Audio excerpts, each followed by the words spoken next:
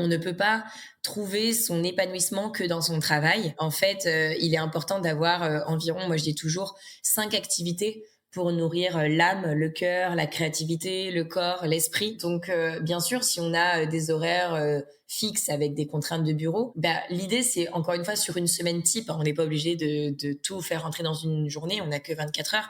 Mais d'essayer de se dire, OK, parce que est-ce que là, j'ai fait quelque chose dans la semaine qui m'a fait vibrer, qui était peut-être à l'extérieur. Donc, je sais qu'il y a quand même, par exemple, si on prend l'exemple de Paris, il y a quand même beaucoup de parcs. On peut aller en région parisienne, des fois, même pas à 1 heure.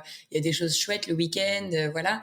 Est-ce que, en tout cas, j'ai fait une activité peut-être sportive ou créative, sans écran, dehors tout simplement, au calme, voilà, digital detox. Donc voilà, ça c'est important, c'est ce que j'essaie de leur expliquer, de faire entre guillemets 5 activités à peu près. En fait, l'idée c'est pas de se dire quel métier j'aimerais faire, mais plutôt qui je suis et qui j'aimerais devenir, quoi. Bonjour, je suis Laetitia, praticienne en thérapie brève et coach en leadership. Ma mission, t'aider à retrouver un sommeil de qualité et à mieux gérer le stress de nos vies modernes. Pour cela, j'ai plusieurs cordes à mon arc, la musique, le mouvement, les neurosciences de l'accompagnement et les thérapies brèves comme l'hypnose, la programmation neurolinguistique ou encore les fleurs de bac, qui font partie de ma boîte à outils. Dans ce podcast, seul ou avec mes invités, nous parlons de sport, d'alimentation, de choix de vie et puis de cette charge mentale que nous souhaitons gérer au mieux dans le travail, le couple ou encore la parentalité. Si tu cherches à prendre soin de toi, tu es au bon endroit. J'espère que ce nouvel épisode te plaira. Et puis, bien évidemment, si c'est le cas, je t'invite à mettre un avis 5 étoiles sur ta plateforme préférée et à le partager avec tes proches. Bonne écoute! Bonjour Inès. Hello Laetitia. Merci d'avoir accepté mon invitation à rejoindre ce nouvel épisode de Secrets de Polichinelle. Eh bien, merci à toi pour cette chouette invitation, ce beau moment. Je sais pas si t'entends les petits oiseaux derrière. Écoute, juste ce qu'il faut pour se mettre dans l'ambiance et bien démarrer la semaine. Voilà, sinon je ferme la fenêtre. C'est plutôt agréable et ça va bien avec la thématique du podcast aussi. En tout cas, je suis ravie de t'accueillir pour cette nouvelle édition. Alors, chez Secrets de Polichinelle, moi j'aime vraiment parler de tout ce qui tourne autour du bien-être, vraiment accompagner mes auditeurs et mes auditrices pour prendre soin de soi, de son bien-être physique, mental. Et ayant eu l'occasion de te suivre depuis un petit moment sur Instagram, j'aime beaucoup ta philosophie qui est un peu ce que je recherche aussi après avoir vécu en Australie, en Californie et dans tous ces endroits aux good vibes. Et donc, j'aime beaucoup ton approche, tout ce qui tourne autour de la slow life. Donc, c'est un peu ce qui nous amène aujourd'hui à discuter ensemble. Et ce que je te propose, Inès, pour les personnes qui ne te connaissent pas encore, c'est peut-être d'expliquer en 2-3 mots qui tu es et ce que tu fais et ton rapport justement à ces good vibes dont on va parler aujourd'hui. Oui, ben avec plaisir. Alors donc moi c'est Inès Duhard. On peut me retrouver sur les réseaux sociaux tout simplement via mon prénom et mon nom comme je viens de le dire. Donc, moi, ça fait 15 ans que je fais de la communication. J'ai actuellement 2 sociétés. Également, j'avais été expatriée justement à Los Angeles il y a quelques années. Et donc, j'avais créé un blog à l'occasion qui s'appelle Destination Los Angeles. Et au fur et à mesure, la communauté du blog s'est pas mal délocalisée sur Instagram. Donc, c'est pour ça que maintenant, j'ai un peu aussi le statut d'influenceur, blogueur, etc. Donc, sous tout simplement Inès Duhard, mon prénom sur Instagram. Et j'aime justement partager mes voyages, mes passions, ce que j'aime dans la vie et donc des good vibes et des choses positives. Actuellement, la nouveauté, c'est que je suis en train de passer une formation pour être professeure de yoga. Donc justement, je suis en train de changer un peu professionnellement parce qu'après 15 ans dans la communication, dans les réseaux sociaux, sur les ordinateurs, etc., à être très connectée, j'ai envie de changer progressivement de vie d'ailleurs et puis de quotidien. Donc, si tout va bien, dans quelques mois, je serai diplômée de professeur de yoga, spécialité périnatale. Donc voilà, je suis super contente de ça. C'est mon beau projet en ce moment. Génial. Et puis, je suis maman d'un petit garçon, Noam, qui va avoir bientôt 2 ans. Et je suis mariée avec mon chéri Julien. Et on est ensemble depuis 8 ans. Voilà, on habite dans le sud-est et on est en train d'organiser également notre déménagement dans le sud-ouest, à Hossegor, là où on a de la famille, pour justement un retour aux sources. Nous, on aime la nature, on fait du surf, etc. Et donc, au début, c'était un projet de vie qu'on avait peut-être un peu plus loin dans les années. Et au final, on s'est dit, non, maintenant, le plus vite possible sera le mieux pour pouvoir justement profiter de la vie pleinement. Donc voilà, je le mentionne volontairement parce que du coup, je pense que ça fera sens avec tout ce qu'on va parler aujourd'hui. Et voilà, et donc pour répondre à ta seconde question, en gros, mon rapport un peu aux vibes positives et tout, c'est ça? En fait, c'est vrai que j'ai toujours été de nature très, très positive, vraiment, depuis que je suis toute petite. Bon, faut savoir que j'ai une maman aussi qui justement, elle, à l'inverse, a des tendances plutôt un peu déprime ou autodestructrices. Donc c'est vrai que déjà, j'ai toujours voulu un peu tirer vers le haut, on va dire, ma famille, en essayant d'apporter des ondes très positives et tout. Et d'ailleurs, souvent, je mentionne ça dans mes échanges quand je fais d'autres podcasts avec des filles et tout. On a l'impression que les personnes super positives n'ont jamais vécu de choses dures dans leur vie. On a un peu l'impression de dire ah bah c'est parce que toi tu vis dans un monde de bisounours, etc. Et pas du tout, hein. Comme tout le monde, j'ai vécu des choses très importantes comme des divorces, enfin le divorce de mes parents, la mort, la maladie grave, des cancers, ma maman qui est dépressive, etc. Et au final, j'ai toujours été très positive de nature à voir toujours le côté cool des choses, à tirer des leçons, à essayer de ne pas beaucoup passer de temps en fait sur une chose qui va être négative. Je dis pas que je suis un petit Bouddha. Je ressens du stress, je ressens de l'anxiété parfois, ou voilà, je sais pas, moi, je suis triste, mais j'essaye d'appliquer la règle. Si ce n'est pas grave, dans 5 ans, ne passe pas plus de 5 minutes à t'épancher dessus. Donc voilà, en fait, ça a toujours été un petit peu inné pour le coup et vraiment en moi. J'avais toujours eu un petit côté je m'en foutiste. Ma mère m'a toujours dit, mais Inès, toi, t'es baba cool. Alors, quand j'étais ado, ça l'énervait, tu vois. Mhm. Et j'avais vraiment toujours cette impression, enfin, de m'en foutre des choses, mais en fait, je disais toujours, mais c'est pas grave, oh, mais c'est pas grave. Et donc, bon, j'avoue que ça l'énervait un petit peu, tu vois. J'imagine. Mais au final, c'est vrai qu'en fait, je me dis toujours, est-ce que vraiment c'est grave, tu vois. Mhm. Et au fur et à mesure des années, justement, par rapport aux situations auxquelles j'ai été confrontée, je me suis vraiment dit que, en fait, ce qui est vraiment grave dans la vie, justement, c'est la mort, la maladie. Et toutes ces choses, en fait, m'aident à relativiser, tu vois, au Ouais. quotidien et à me concentrer sur les petits bonheurs du quotidien, les petits plaisirs et à pratiquer la gratitude. Donc voilà, ça c'est un petit peu mon état d'esprit. C'est intéressant de le dire et c'est important. Alors pour être de mon côté thérapeute en plus et secouriste en santé mentale, je trouve ça génial que tu parles de ça d'emblée, tu vois, parce que c'est vrai qu'il y a parfois beaucoup de préjugés à croire qu'effectivement les gens qui ont l'air d'aller bien, c'est que tout va bien et qu'en fait rien, enfin voilà, qui n'ont rien vécu, comme tu dis, de difficile. Or, ça ne veut rien dire, effectivement, c'est plus un mindset que tu choisis d'adopter. Et comme tu le dis, effectivement, il y a quand même des choses. Alors après, ce n'est pas qu'une question de volonté, bien sûr, mais c'est vrai que c'est déjà chouette d'avoir. Alors, je sais pas si tu parles de gratitude, tu as des routines au quotidien pour entretenir ce mindset-là, justement. Non, en fait, en toute sincérité, souvent, on a tendance à me demander, je sais pas, est-ce que tous les jours tu pratiques du journaling, voilà, des petites Mhm. routines, le fameux morning, tu vois là, Oui, ouais, ouais, je vois le Miracle Morning. Miracle Morning, voilà, j'allais dire le slow morning. Non, non, le Miracle Morning, les choses comme ça. Je vais être hyper honnête et transparente, pas du tout. Moi, je sais qu'en plus, voilà, j'essaye de m'éloigner d'une routine également. Je suis pas du tout une gourou, un petit Bouddha qui est toujours positif, souriant, en train d'écrire des pages de gratitude sur mon carnet face à la nature, tu vois. Mhm. Mais je vais essayer en tout cas de me régénérer le plus souvent possible lorsque je vois que je m'éloigne de cet état d'esprit qui est pourtant naturel, tu vois. Ouais. Quand je sens que je vais être dans un mood plutôt stressé, anxieux, parce que la vie, quoi, tu vois. On a tous des choses, des fois dans notre quotidien, qui peuvent nous en éloigner. Et pour le coup, je pratique donc le yoga, de la méditation.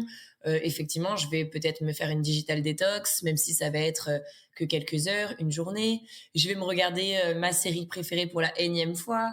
Et en fait, vraiment, je vais profiter de ce temps pour moi, même s'il va durer 5 minutes, 10 minutes, 1 heure, quelques heures, pour tout de suite me recentrer, me retrouver et récupérer cet état d'esprit que j'ai, tu vois.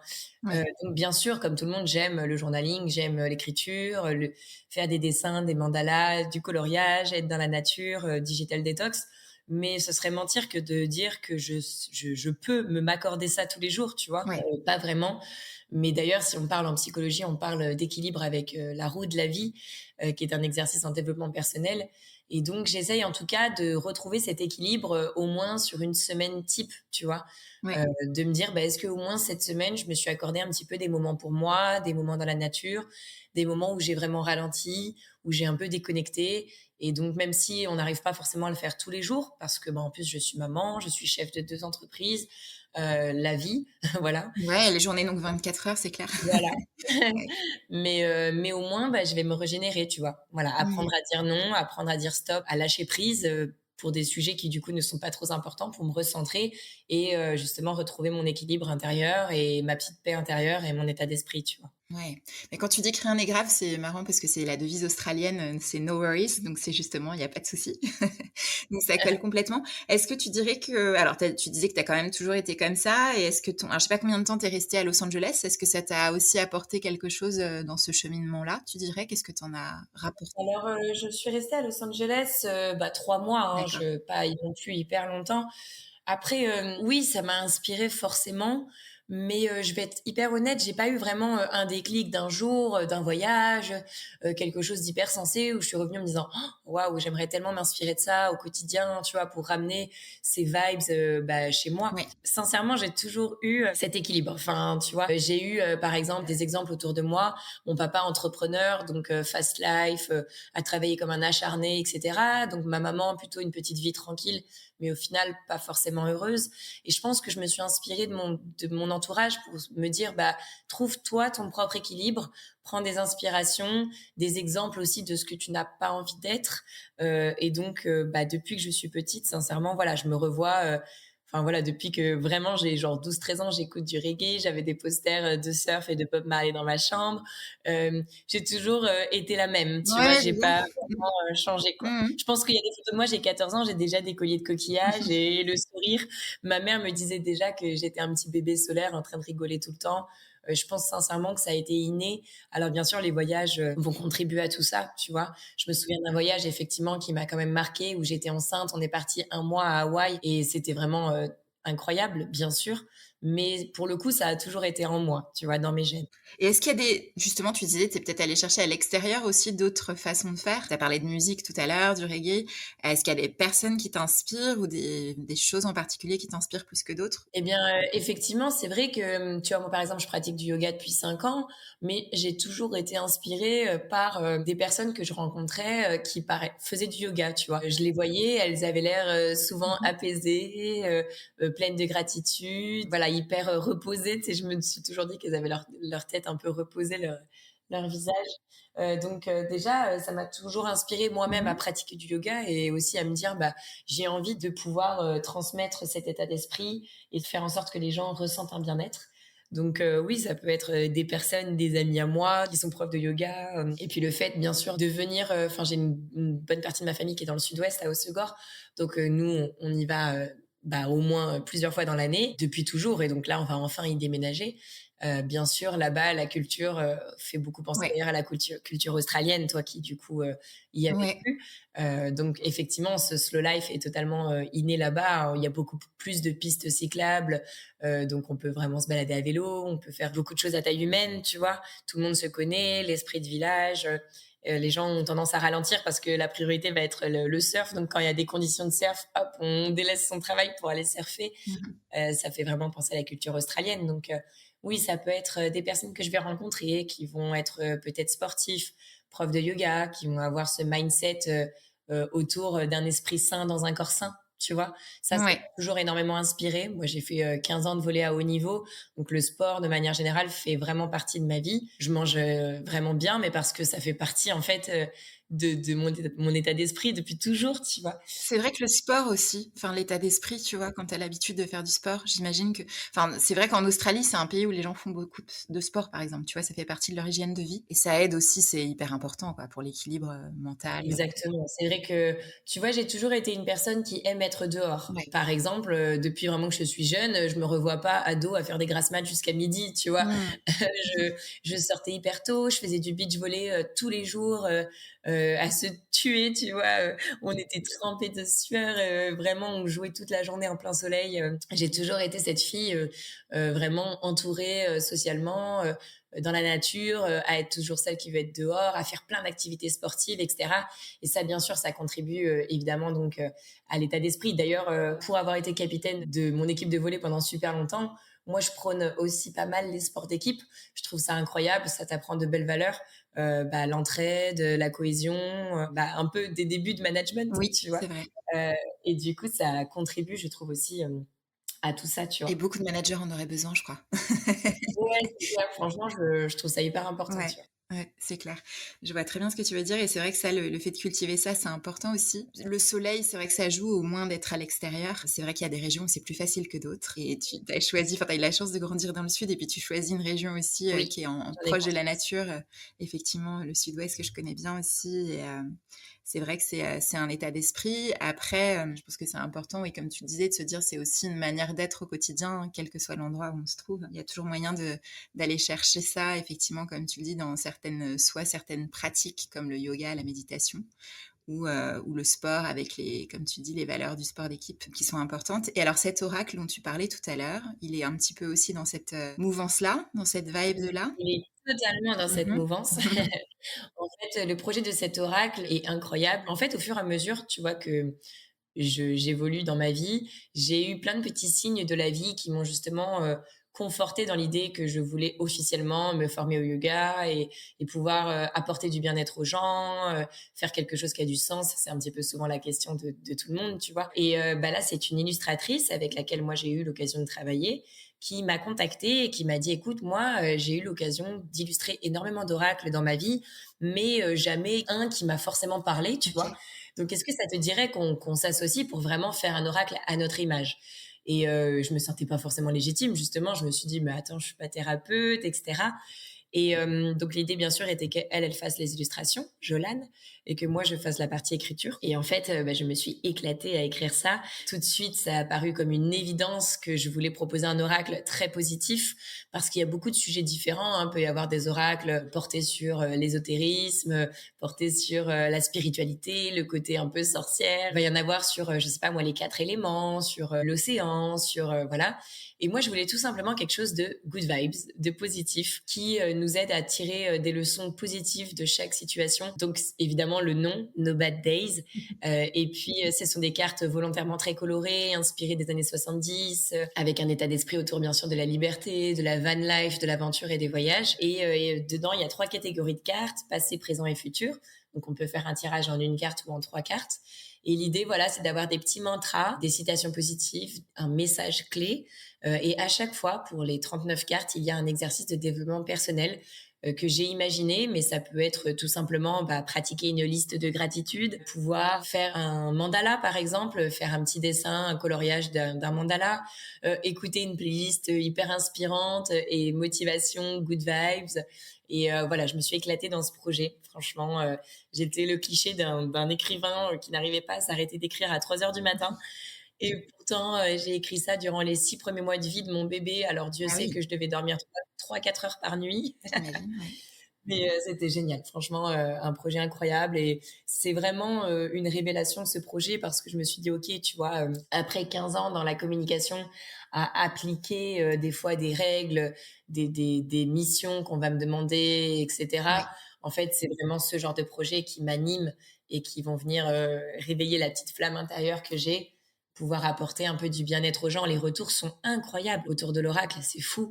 Je suis tellement heureuse, les gens qui vont partager, leurs retours en me disant mais tu te rends pas compte, ça a tellement fait écho en moi, la carte que j'ai tirée, ça me correspond tellement, ça m'a aidé à donner l'impulsion à mes projets.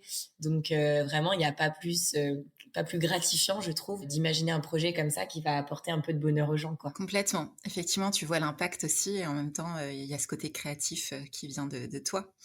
Donc Mm. c'est génial, c'est super gratifiant. Et alors j'ai une question pour toi Inès, est-ce que, effectivement, tu as la chance, mais c'est aussi un choix que tu as fait d'être à ton compte. Est-ce que tu penses que cette slow life justement, elle peut s'appliquer aussi, de la même façon à des personnes qui sont, dans des bureaux, avec des contraintes de bureau, tu vois? Enfin, je prends vraiment l'extrême inverse, hein, qui vont vivre, à Paris avec les transports, enfin, tu vois? Toutes les contraintes Oui, qu'on peut avoir. Est-ce que tu aurais peut-être des conseils aussi ouais. ou des choses, des astuces à partager, t'imaginerais, tu vois, proposer ou mettre en place si tu étais dans cette situation-là, qui n'est pas la tienne, j'entends bien. Mais voilà, il y a des personnes pour qui c'est une réalité. Ouais, Après, je précise également, bien sûr, que quand on est à son compte, on travaille aussi énormément, hein, tout tu à fait. vois. C'est sûr qu'on n'est pas là tout le temps en train de flâner, de regarder les arbres et de prendre son petit café au soleil. Mais effectivement, j'accompagne aussi, pareil, moi, des filles en coaching. En Mmh. fait, je l'ai pas précisé, mais à la base, c'était justement des coachings très professionnels. Et en fait, ce que j'essaie de leur expliquer, c'est que déjà, on ne peut pas trouver son épanouissement que dans son travail. Oui. En fait, il est important d'avoir environ, moi je dis toujours, 5 activités pour nourrir l'âme, le cœur, la créativité, le corps, l'esprit. Donc, bien sûr, si on a des horaires fixes avec des contraintes de bureau, l'idée, c'est encore une fois sur une semaine type, hein, on n'est pas obligé de tout faire rentrer dans une journée, on n'a que 24 heures, mais d'essayer de se dire, OK, parce que est-ce que là, j'ai fait quelque chose dans la semaine qui m'a fait vibrer, qui était peut-être à l'extérieur. Donc, je sais qu'il y a quand même, par exemple, si on prend l'exemple de Paris, il y a quand même beaucoup de parcs. On peut aller en région parisienne, des fois, même pas à 1 heure. Il y a des choses chouettes le week-end, voilà. Est-ce que, en tout cas, j'ai fait une activité peut-être sportive ou créative, sans écran, dehors tout simplement, au calme, voilà, digital detox. Donc voilà, ça c'est important, c'est ce que j'essaie de leur expliquer, de faire entre guillemets 5 activités à peu près, parce que voilà, j'essaie toujours de leur dire, bah en gros, c'est pas un métier qui va nous définir, parce que enfin la question moi souvent qu'elle se pose, c'est oh là là, j'aimerais tellement être épanouie, j'aimerais tellement faire quelque chose qui a du sens. Et je leur dis, mais en fait, l'idée, c'est pas de se dire quel métier j'aimerais faire, mais plutôt qui je suis et qui j'aimerais devenir, quoi. Donc, tu vois, d'essayer de plutôt être la personne qui nous inspire, et donc de se protéger aussi visuellement. Ça, c'est de la visualisation, d'imaginer qu'il y a une petite bulle, tu vois. Ouais. Donc, quand on est dans le métro, qu'il y a du monde ou des choses comme ça, d'imaginer que personne ne pourra venir pénétrer cette bulle de bien-être qu'on s'est créée, genre comme si on s'enfermait dans un petit nuage, un petit cocon enveloppé de douceur comme ça. Ça, c'est quelque chose que j'essaie souvent de faire, tu vois. Ouais, tout à fait. Voilà, en gros, ça, c'est des petites choses de visualisation, parce que moi aussi, encore une fois, je me suis déjà, d'ailleurs, ça m'arrive d'aller souvent à Paris pour des événements. Je me retrouve hein, confrontée au stress, à l'anxiété, bien sûr, au monde. Et donc, je vais déjà faire ces petits exercices de visualisation, et puis essayer encore une fois, me régénérer, peu importe où je suis, sur une semaine type ou un mois type, hein. Ouais. Bien sûr, on peut pas tout le temps, tous les jours aller dans la nature et faire des choses comme ça, mais au moins se dire: «Bah, j'ai pris 5 minutes, pour, regarder le ciel», tu vois? C'est ça. Heu, Et puis parfois, tu peux avoir un square à côté de ton bureau ou enfin, voilà, c'est pas pour besoin d'être m'allonger dans grand-chose, quoi. l'herbe, tu vois? Plutôt que de m'allonger dans l'herbe et de scroller, sur Instagram, je vais laisser mon téléphone dans la poche et je vais tout simplement fermer les yeux. Voilà, des petites choses comme ça c'est important, voilà. Complètement.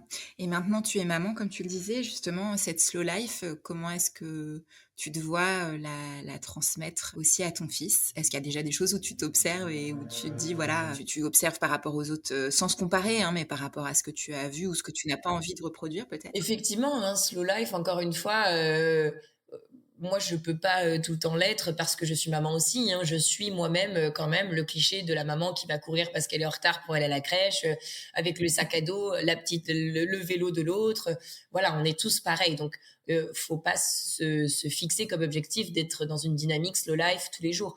Et d'ailleurs, je prends toujours cet exemple qui est drôle. On dit toujours, oh là là, j'ai hâte, je sais pas, un jour d'être dans la nature, d'avoir mon potager, des poules, de vivre une vie slow life. Mais je peux vous dire que les personnes qui sont comme ça, qui sont agriculteurs et tout, elles ont des fois encore plus de travail qu'une personne qui est à la ville. Ouais. Donc ça, voilà. Le vrai slow life, en fait, c'est plutôt effectivement de déconnecter, d'être dans la nature. Donc, moi, je trouve que, au contraire, quand on a un enfant, il va nous réveiller tôt, hein. Donc, il n'y a pas de procrastination possible. On n'est pas dans le lit le matin à scroller le téléphone, hein. Moi, mon réveil, c'est mon fils depuis 2 ans, hein. Maman, hop, c'est bon, la journée commence à 6h30 du matin. Mais c'est d'essayer, en tout cas, de pas être sur le téléphone, d'être en pleine conscience avec lui. Ça, c'est clairement aussi du slow life. Je le vois dans la parentalité, bien sûr. Il y en a qui veulent s'accorder un moment pour soi et qui vont essayer de regarder le téléphone à côté pendant que lui il va jouer. En vrai, moi, j'ai jamais eu autant de digital detox depuis que j'ai un enfant, hein.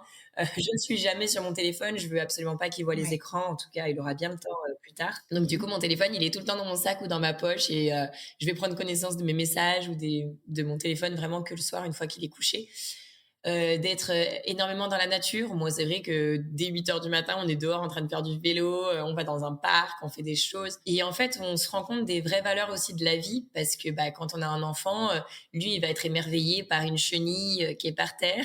C'est vrai, on perd ça un peu à l'âge adulte, hein. Ouais, c'est à Voilà, tu vois? cultiver Par aussi. un oiseau qui Ouais, passe, et en fait, on se dit: «Bah, en fait, oui, c'est vrai» et là, quand on voit ses yeux émerveillants, on se dit: «En fait, oui, c'est ça, les vraies valeurs de la vie», tu vois? ouais, C'est vraiment des besoins primaires aussi. Effectivement, quand on est maman, bah, c'est à quelle heure, toi, tu peux manger, dormir, prendre ta douche, tu vois?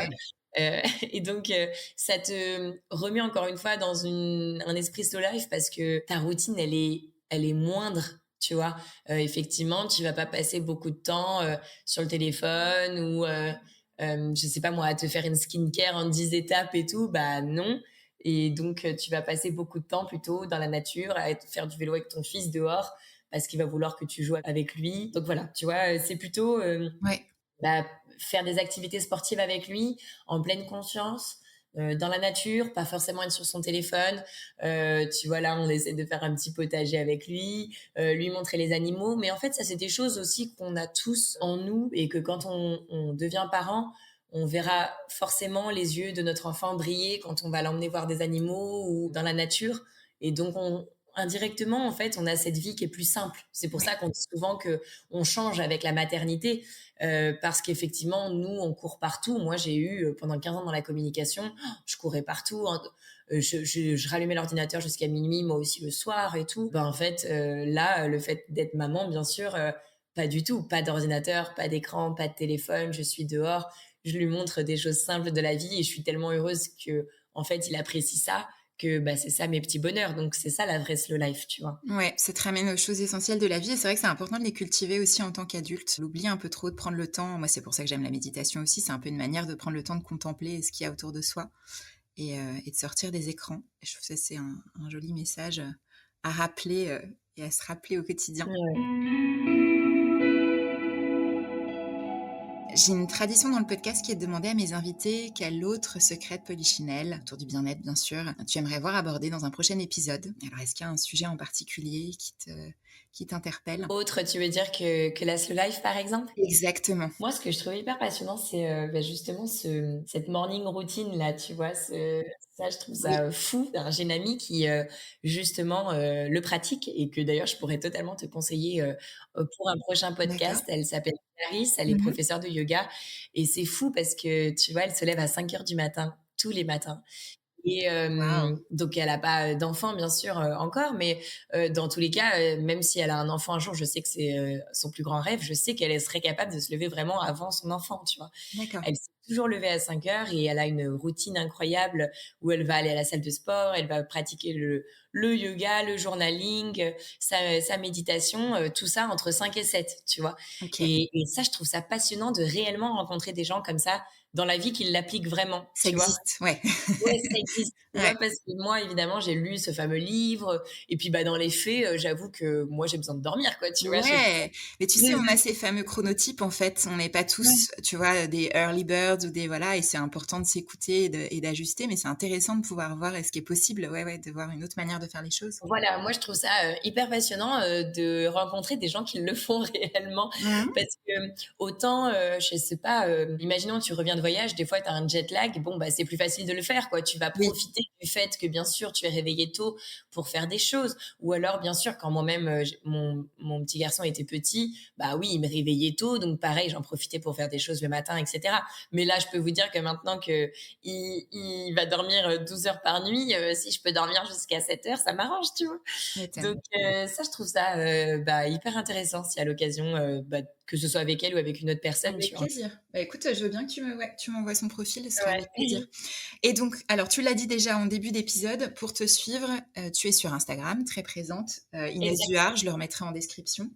Oui, tout simplement mon prénom et mon nom, Instagram, TikTok, voilà, un peu sur les réseaux. Je vais partager mes voyages, ma petite vie de famille, ce qui m'anime. Bah, là, d'ailleurs, mon quotidien, pour être, professeure de yoga, donc avec ma formation, Oui. toutes ces petites choses. Et tu as un site web ou tu en as plusieurs peut-être? Du coup, j'ai mon blog destinationlosangeles.fr parce que ça date de l'époque où j'avais été expatriée et que j'avais raconté un peu mes aventures. Je continue des fois de l'alimenter un petit peu, surtout notamment pour la partie voyage. Quand je fais des voyages, il y a mes bonnes adresses dessus, etc. Donc ça, je sais que c'est souvent apprécié. Et après, les sites internet, ça va être le site internet de mes sociétés, hein, donc vibesdigital.fr. Donc c'est une société de stratégie digitale. Je vais donner des cours en école de commerce, des formations. Je vais faire de la stratégie pour des entreprises, etc. Et vibesnomade.fr. Et donc c'est un van que je propose à la location pour des shootings photos, pour des marques ou des influenceurs, pour faire de la création de contenu, etc. Mais bon, voilà, en tout cas, c'est surtout sur les réseaux sociaux, c'est plus simple pour échanger avec moi. Et puis actuellement, la nouveauté, c'est un oracle qui s'appelle No Bad Days, que l'on peut retrouver partout, donc Cultura, Amazon, Fnac, toutes les librairies indépendantes, etc. Voilà. Ça marche. Merci beaucoup Inès, ça a été un plaisir de partager ces good vibes Merci avec à toi toi pour l'invitation. pour bien démarrer la semaine. Merci à toi, avec plaisir. Merci Inès. Merci d'avoir écouté ce nouvel épisode de Secret de Polichinelle. Si l'épisode t'a plu, je t'invite à mettre un avis 5 étoiles sur ta plateforme d'écoute préférée, à me laisser un commentaire ou à le partager avec tes proches. Et puis si tu souhaites aller plus loin, tu peux prendre rendez-vous pour un appel découverte dans le lien de la description ou en suivant mon compte Instagram Laetitia's Escapes qui est aussi dans la description de l'épisode. À bientôt pour un nouvel épisode.